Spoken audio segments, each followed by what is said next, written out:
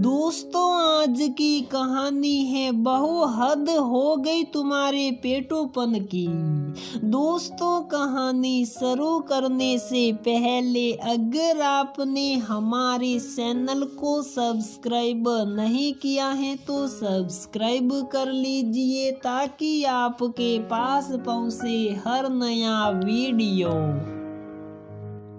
रोहन, चलो खाना खत्म करो। सौम्या ने अपने 9 साल के बेटे से कहा। नहीं नहीं नहीं, मैं सिर्फ मैगी ही खाऊंगा, रोहन ने बॉल से खेलते हुए कहा। रोहन, ये क्या बात हुई बेटा?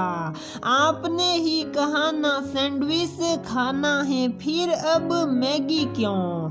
अच्छे बच्चे जिद नहीं करते, चलो जल्दी आओ, आप खा जाओ, उसको मेरे लिए मैगी बना देना, रोहन ने फिर कहा। रोहन, चलो जल्दी से फिनिश करो, कोई मैगी नहीं बनेगी, खाना है तो खाओ वरना रहने दो, सौम्या ने गुस्से में कहा, जिसे सुनते रोहन रोने लगा। तभी सौम्या की सास सरला जी ने कहा, ये क्या तरीका है बहू बच्चे से बात करने का? रुला दिया। बच्चे को मैगी बनाकर देने में कौन सा मेहनत का काम है, ठीक ही तो कह रहा है, तुम खा जाओ सैंडविच।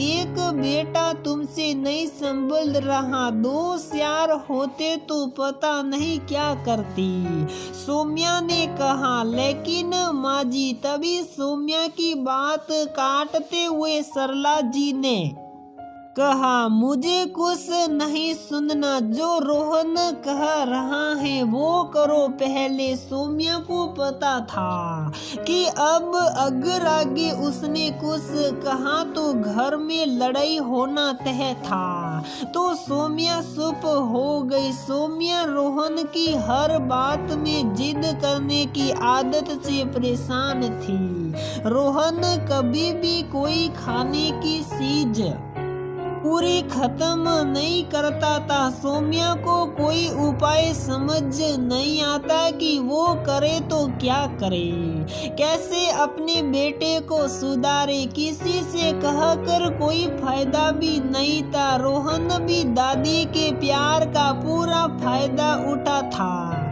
सौम्या के पति अमर भी कुछ नहीं कहते, सिर्फ एक शब्द, तुम माँ हो, तुम्हें अपने बच्चे को संभालना आना चाहिए। सौम्या ने मैगी बनाकर दी और वहां से कमरे में कपड़े समेटने चली गई। थोड़ी देर बाद सरला जी ने आवाज दी, सौम्या मैगी तुम खा जाना। रोहन ने पूरा खत्म नहीं किया। इतना सुनते सौम्या का गुस्सा 7वें आसमान पर हो गया, लेकिन अपने गुस्से को काबू में करते हुए वो बाहर आई तो रोहन मुंह पर हाथ रख कर हंसने लगा। सौम्या को देखकर सरला जी ने कहा, अब बच्चे को घूरते ही रहोगी कि प्लेट भी हटानी है? सौम्या के दिमाग में आज रोहन का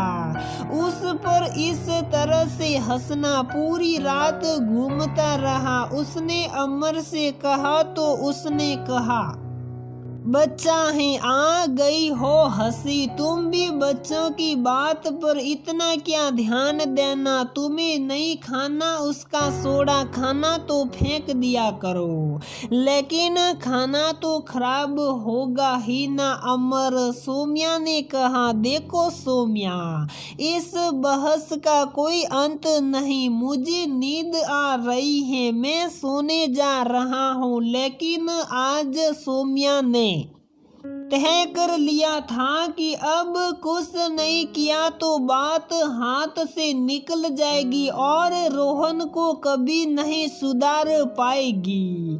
अगले दिन सौम्या ने रोहन को नाश्ता दिया। रोहन नाश्ता देखते खुशी से झूम उठा, वाओ मॉम, पास्ता। रोहन ने जैसे ही प्लेट लेनी सही, सौम्या ने प्लेट उठाकर आधा पास्ता खा लिया और कहा, रोहन लो खा लो, क्योंकि मुझे तो बाद में आपका बसा खाना ही होता। तो मैंने सोचा पहले ही खाकर घर के काम खत्म कर लूं। रोहन एक टक बिना पलक झपकाए सौम्या को देखता ही रह गया। लेकिन माँ, ये तो तभी सौम्या ने रोहन की बात को काटते हुए कहा, ये उतना ही है जितना आप हर रोज मुझे खाकर देती हो। मैं थोड़ा भी देती फिर भी आप छोड़ देते, इसलिए मैंने ऐसा किया। लेकिन आपको नहीं खाना तो कोई बात नहीं, मैं ले जाती हूँ।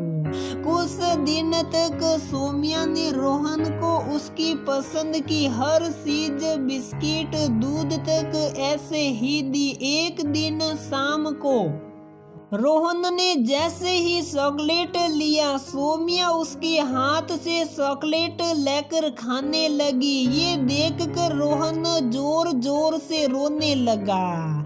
रोहन को रोता सुनकर सरला जी अपने कमरे से बाहर आते हुए कहा, बहू तुम चॉकलेट खा रही हो बच्चे की, तुमको शर्म नहीं आती? आजकल कुछ दिनों से देख रही हो नई आदत पाल रखी है तुमने, हर चीज बच्चे की आदि खा रही हो।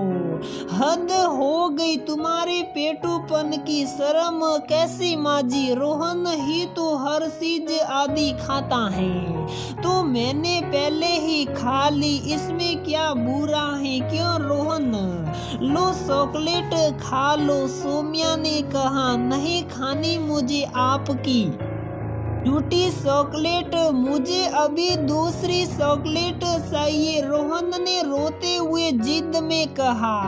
सौम्या ने कहा, ठीक है, घर में तो कोई और चॉकलेट है नहीं, मैं ये बसा हुआ भी खा जाती हूँ।